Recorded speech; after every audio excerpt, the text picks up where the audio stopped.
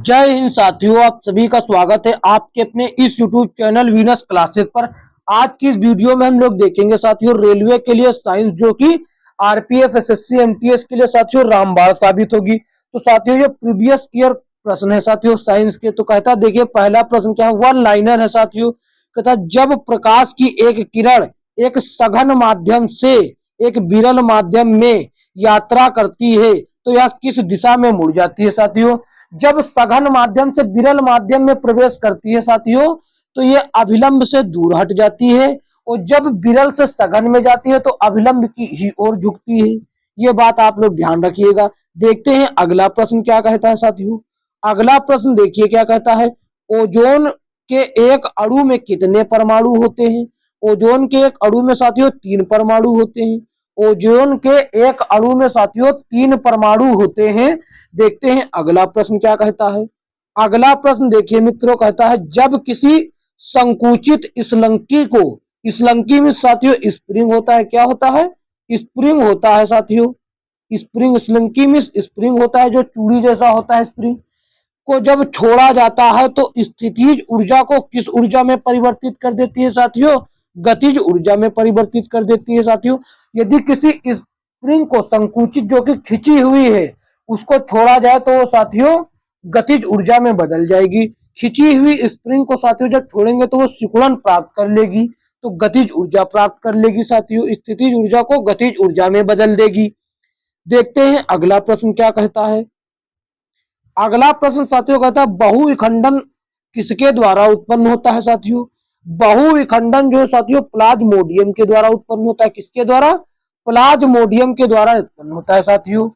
अब देखते हैं अगला प्रश्न कहता है खाद्य पदार्थों का ऑक्सीकरण होने से रोकने के लिए उनमें से किस गैस का उपयोग किया जाता है। नाइट्रोजन का साथियों।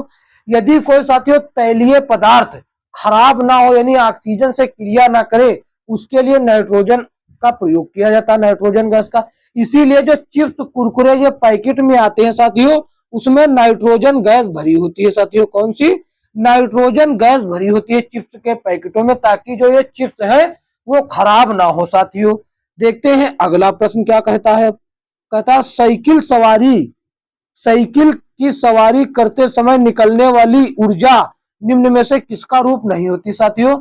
जो साइकिल चलाते समय या सवारी करते समय ऊर्जा निकलती है वो साथियों रासायनिक ऊर्जा नहीं होती है साथियों, वो भौतिक ऊर्जा होती है, वो फिजिकल एनर्जी होती है साथियों। कौन सी, फिजिकल एनर्जी होती है जो शारीरिक की भौतिक प्रक्रिया द्वारा उत्पन्न हो रही है साथियों। देखते हैं अगला प्रश्न क्या कहता है।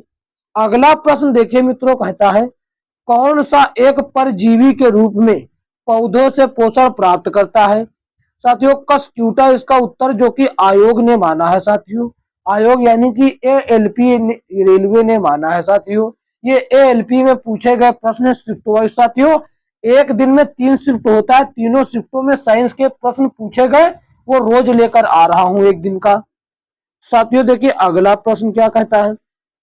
कौन फूल के केंद्र में मौजूद होता है। अंडप जो साथियों होता है फूल के केंद्र में मौजूद होता है साथियों। फूल के साथियों मादा भाग को स्त्री केसर, मादा भाग को स्त्री केसर और पुरुष भाग को पुंकेसर कहा जाता है साथियों। मादा भाग को स्त्री केसर और पुरुष भाग को यानी नर भाग को पुंकेसर साथियों कहा जाएगा। क्या, पुंकेसर। ये बात भी आप लोग याद रखिएगा। देखते हैं अगला प्रश्न क्या कहता है। अगला प्रश्न मित्रों कहता है व्यवस्थित वस्तुओं की वो प्रवृत्ति जो स्थिर या समान गति से गतिमान रहने के लिए प्रवृत्त कहता है, क्या कहलाता है साथियों। जड़त्व। साथियों जड़त्व वो प्रकार का गुण है जो किसी वस्तु की स्थिति के परिवर्तन का विरोध करता है। कैसा भी हो साथियों, यदि कोई वस्तु एक समान गति से चल रही है तो वो चलती ही रहेगी जब तक कि उस पर कोई बाह्य बल न लगाया जाए, और यदि कोई स्थिर अवस्था में कोई वस्तु रुकी हुई है तो वो रुकी हुई ही रहेगी जब तक कि उस पर कोई बाह्य बल ना लगाया जाए। यदि रुकी है तो रुकी ही रहेगी, चल रही तो चलती रहेगी जब तक कोई बाह्य बल ना लगाया जाए। ये प्रवृत्ति साथियों जड़त्व कहलाती है। और जड़त्व का नियम साथियों प्रथम नियम है न्यूटन का, जिसको गैलीलियो का नियम भी कहा जाता है। देखते हैं अगला प्रश्न क्या कहता है।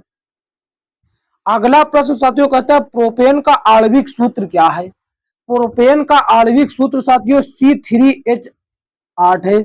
C3H8 जो कि साथियों हाइड्रोकार्बन की श्रृंखला एल्केन से संबंधित है। साथियों हाइड्रोकार्बन तीन टाइप के होते दो टाइप के, कौन कौन, संतृप्त और असंतृप्त। ऐसे तीन टाइप के होते साथियों, एल्केन, एल्केन, एल्कीन, एल्काइन।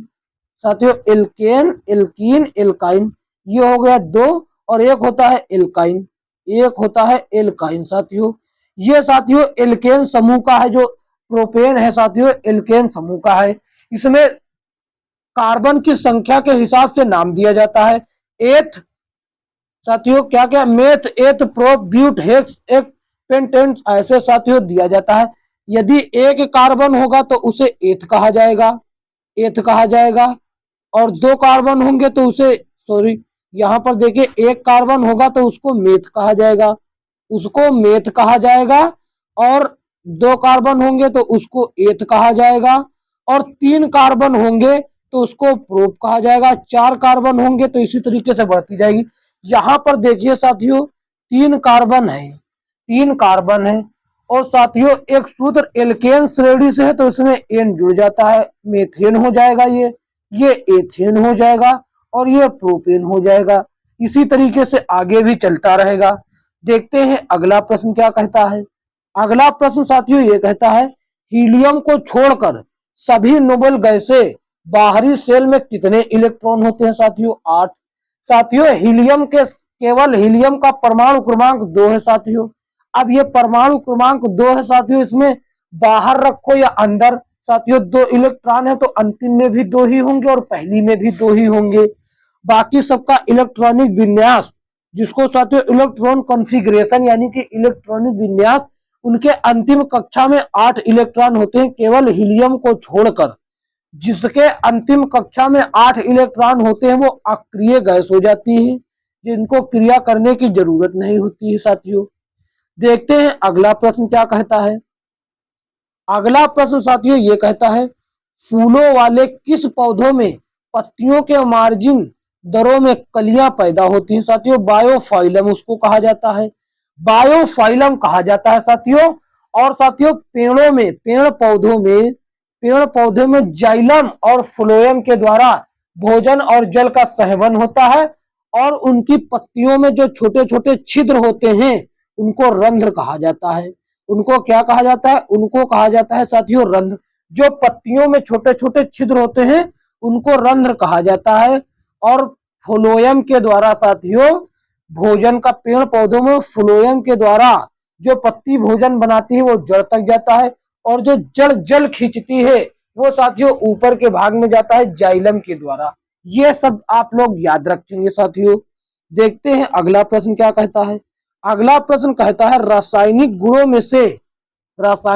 में से मेंडलीव ने कौन से तत्वों द्वारा बनाए गए यौगिकों पर ध्यान केंद्रित किया। साथियों हाइड्रोजन और ऑक्सीजन के द्वारा बनाए गए तत्वों पर अपना ध्यान केंद्रित किया। किसने, मेंडलीव ने, जिन्होंने आवर्त सारणी की साथियों नींव रखी, जिसको मोजले ने आधुनिक आवर्त सारणी रख दी साथियों, उसका आविष्कार कर दिया। देखते हैं अब आगे क्या है साथियों। अब देखिए फर्स्ट शिफ्ट समाप्त हो गई साथियों। ALP CBT 1 एग्जाम जो साथियों 10/8/2018 को हुआ था, उसकी फर्स्ट शिफ्ट में हमने क्वेश्चन जो पूछे गए बतला दिए। अब सेकेंड शिफ्ट में जो पूछे गए थे वो देखिए साथियों। पहला प्रश्न क्या कहता है साथियों, गति का पहला समीकरण किसके बीच संबंध दर्शाता है। साथियों गति का पहला समीकरण जिसको साथियों V बराबर U प्लस AT, V बराबर U प्लस AT होता है साथियों, V बराबर U प्लस AT ये समीकरण होता है। पहले देखिए साथियों इसमें वेग है और अंतिम में समय है। इसी तरीके से साथियों वो निकाला जाता है किससे संबंध रखता है, पहले वेग और अंतिम में समय। तो वेग और समय के संबंध को दर्शाता है साथियों कौन, गति का पहला समीकरण। और दूसरा साथियों होता है S बराबर UT plus half AT square. इसमें अंतिम में तो समय है और पहले में साथियों स्थिति है साथियों, स्थिति का पता, तो ये साथियों स्थिति और समय को दर्शाता है। दूसरा साथियों देखिए क्या कहता है, तीसरा साथियों कहता है वी स्क्वायर बराबर यू स्क्वायर प्लस 2as। आखिरी में स्थिति और पहले में वेग, तो वेग और स्थिति को दर्शाता है तीसरा, और पहला तो दर्शाता है वेग और समय को साथियों। ये आप लोग सही तरीके से याद रखेंगे। ये गति का पहला समीकरण है जो वेग और समय के संबंध को दर्शाता है। अब देखते हैं अगला प्रश्न क्या कहता है। यौन प्रजनन में माता पिता का योगदान होता है। अपने जीन का आधा हिस्सा ये साथियों योगदान में कर देते हैं अपने बालक या संतान को साथियों। संतान में उनके जीन का आधा हिस्सा चला जाता है जो कि डीएनए के माध्यम से होता है। डीएनए साथियों ऐसा चीज होता है जो पीढ़ी दर पीढ़ी के लिए उत्तरदायी होता है। पीढ़ी दर पीढ़ी के लिए उत्तरदायी होता है साथियों डीएनए। डीएनए की साथियों संरचना वाटसन एवं क्रिक ने तैयार की थी। जीन साथियों ऐसा लक्षण है या उससे डीएनए की साथियों इकाई है जो मिलकर बना होता है, जो माता पिता से अपने संतान में प्रवेश कर जाता है और पीढ़ी दर पीढ़ी के लिए उत्तरदायी रहता है। देखते हैं अगला प्रश्न क्या कहता है। डीएनए का full form deoxy ribose nucleic acid होता है और इसका भाई होता है आरएनए। इसका फुल फॉर्म होता है राइबोज न्यूक्लिक एसिड हो जाता है इसका साथियों, और इसका होता है डीऑक्सी राइबोज न्यूक्लिक। ये सब आप लोग याद रखेंगे। देखते हैं अगला प्रश्न क्या कहता है। कहता कौन सा जीव प्रजनन और मुकुलन द्वारा प्रजनन करता है। हाइड्रा साथियों ऐसा जीव है जो प्रजनन द्वारा मुकुलन द्वारा प्रजनन करता है साथियों, मुकुलन के द्वारा प्रजनन करता है। देखते हैं अगला प्रश्न क्या कहता है। अगला प्रश्न कहता है गोलाकार दर्पण साथियों कोई दर्पण होगा यदि ऐसा है गोल दर्पण है, प्रतिबिंब की सतह के केंद्र को क्या कहा जाएगा। प्रतिबिंब की सतह को साथियों ध्रुव कहा जाएगा। क्या इसको साथियों ध्रुव कहा जाएगा, जिसको पोल भी कहा जाता है इंग्लिश में। इसका सही जवाब हो जाता।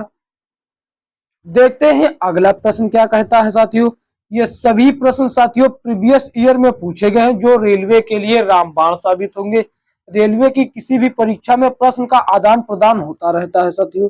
पुरुष में प्राथमिक यौन अंग कौन सा होता है साथियों। वृषण के द्वारा ही साथियों यौन संबंध बनाया जाता है जो कि प्राथमिक साथियों अंग होता है। ये पेनिस तो बाद में आता है। क्या पेनिस तो बाद में आता है, उससे पहले साथियों वृषण होता है। अब देखते हैं अगला प्रश्न क्या कहता है। अगला प्रश्न देखिए साथियों ये कहता है निर्वात में प्रकाश की चाल कितनी है।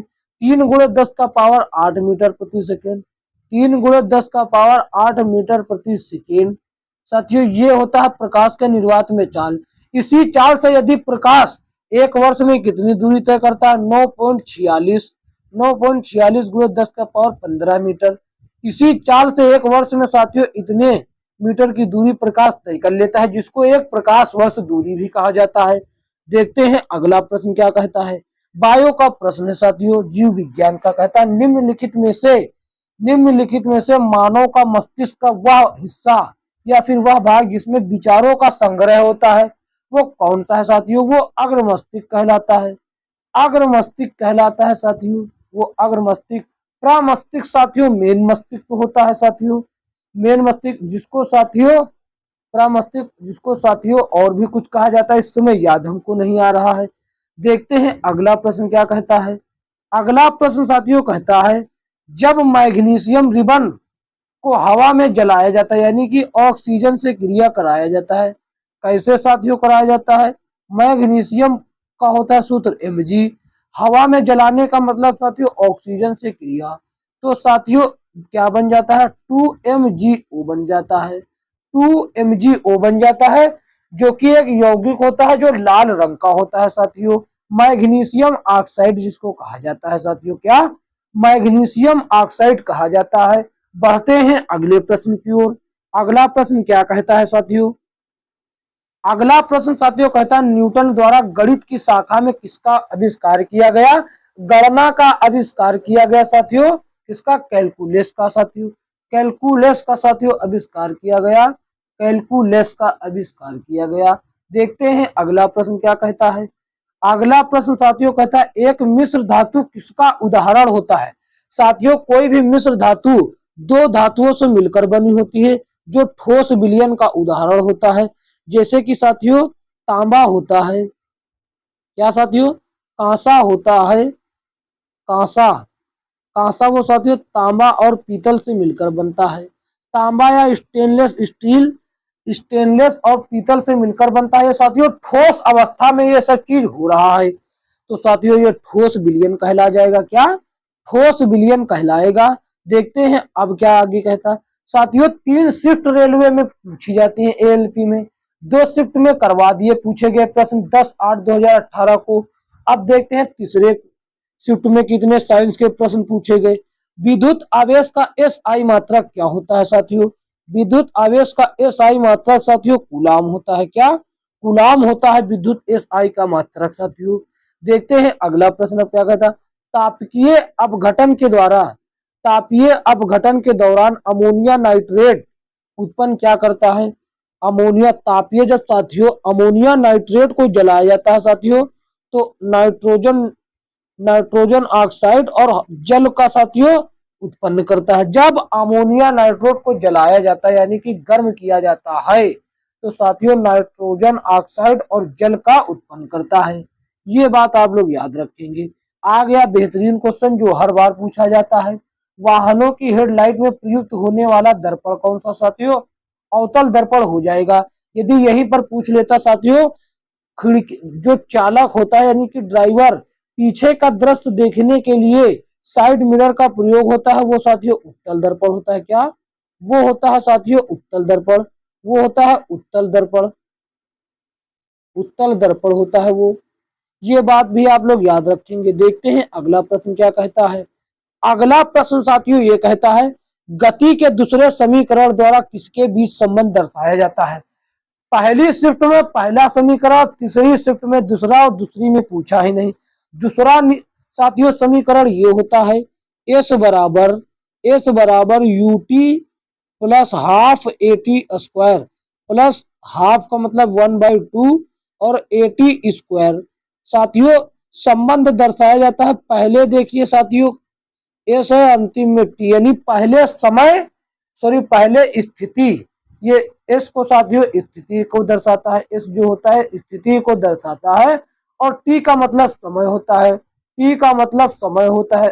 स्थिति और समय साथियों, यहाँ पर स्थान और समय दिया है, कोई गलत चीज नहीं दी, एकदम सही चीज दी। स्थिति और समय के बीच साथियों दूसरा समीकरण जो है संबंध दर्शाता है, जबकि पहला साथियों वेग और समय के बीच था साथियों, और दूसरा साथियों किसके बीच, दूसरा वेग और स्थिति के बीच दर्शाता है। तीसरा, तीसरा दर्शाता है वेग और स्थिति के बीच। अब देखते हैं अगला प्रश्न क्या कहता है। अगला प्रश्न मित्रों ये कहता है, निम्नलिखित में से कौन सा एक धातु और अधातु दोनों रूप में कार्य नहीं करता है। वो साथियों हो जाता है बोरान। बोरॉन हो जाता है, जिसका परमाणु क्रमांक साथियों कितना है, जिसका परमाणु क्रमांक साथियों 5 है साथियों। देखते हैं अगला प्रश्न क्या कहता है। अगला प्रश्न साथियों ये कहता है, कूलाम का नियम क्या कहता है। कूलाम का नियम कहता है, दो बिंदु आवेशों के मध्य आकर्षण या प्रतिकर्षण बलों का परिमाण दोनों आवेशों की मात्रा के गुणनफल के अनुक्रमानुपाती और उनके बीच की दूरी के वर्ग के व्युत्क्रमानुपाती होता है। यही कहता है साथियों जिसको कूलाम ने दिया। कूलाम साथियों वैद्युत आवेश का एस आई मात्रक होता है, वैद्युत आवेश का एस आई मात्रक होता है, वैद्युत आवेश का एस आई मात्रक होता है क्या, कूलाम। देखते हैं अगला प्रश्न क्या कहता है। साथियों अगला प्रश्न ये कहता है, मनुष्यों में अंतःस्रावी ग्रंथि नहीं है। 4 विकल्प दिए थे, उसमें से यकृत नहीं था साथियों, और सभी थे। और क्या क्या होते हैं शायद, पीयूष ग्रंथि, पीयूष ग्रंथि, यहाँ पर पीयूष में ऐसा सा लगना चाहिए, पीयूष ग्रंथि, थायराइड ग्रंथि, ये साथियों सभी थायराइड ग्रंथि, क्या साथियों, थायराइड ग्रंथि, ये सभी जो है अंतःस्रावी ग्रंथि होती हैं। अब देखते हैं अगला प्रश्न क्या कहता है। अगला प्रश्न साथियों कहता है, अगला प्रश्न देखिए कहता है, अस्थायी ऊतकों के निर्माण के लिए एक अस्थायी संरचना, आकार और क्रिया अपनाने की प्रक्रिया को क्या कहा जाता है, विभेदन कहा जाता है साथियों। क्या कहा जाता है, विभेदन कहा जाता है। देखते हैं अगला प्रश्न क्या कहता है। अगला प्रश्न साथियों समाप्त हो गए, बस इतने ही साथियों। 10/8 10/9/2018 को, सॉरी 10/8 सॉरी ये कौन सी शिफ्ट थी देख ही लेते हैं साथियों। 10/8/2018 को तीनों शिफ्टों में इतने ही प्रश्न पूछे गए थे साथियों। यदि यह वीडियो अच्छा लगा तो इसको लाइक करें और चैनल पर नए हैं तो साथियों सब्सक्राइब करके बेल आइकन जरूर दबा लीजिए ताकि आने वाली वीडियो का नोटिफिकेशन सबसे पहले आप तक पहुंचे। साथियों एसएससी एमटीएस में यदि आपने फॉर्म डाला है तो साथियों तो आप लोग हमारे चैनल को अवश्य सब्सक्राइब कर लीजिए। हम निरंतर साथियों उसकी जो है एसएससी एमटीएस 2024 में साथियों उसका एनालिसिस करवा रहे हैं साथियों। उसका आज से एग्जाम स्टार्ट हो गया है पूरा। रोज साथियों ऑल शिफ्ट का GK GS reasoning math English सब चीज एनालिसिस करवा रहे हैं। इसीलिए आप लोग चैनल को सब्सक्राइब करके बेल आइकन प्रेस कर लीजिए। धन्यवाद, मिलेंगे किसी अन्य वीडियो में, तब तक के लिए जय हिंद जय भारत।